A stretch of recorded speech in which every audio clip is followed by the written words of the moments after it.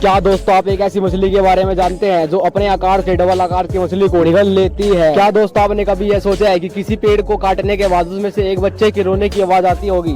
What? तो guys इस video में जानेंगे ये देश और दुनिया के ये कुछ फैक्ट। अगर दोस्तों वीडियो अच्छी लगे तो लाइक एंड सब्सक्राइब करना मत भूलना। तो चलिए दोस्तों शुरू करते हैं बिना आपका टाइम वेस्ट करे। दोस्तों आप इस फोटो में जिस मछली को देख रहे हो उसका नाम ब्लैक स्वैलो है। दोस्तों ये इकलौती ऐसी मछली है जो अपने से आकार के डबल मछली को भी निगल सकती है।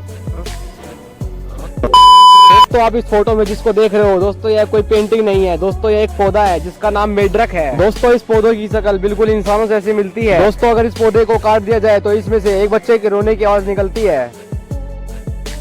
और वो जो लाल वाला बटन है उस पे भूकंप लेके आओ या फिर भूचाल, मुझे नहीं पता, बस क्लिक हो जाना चाहिए।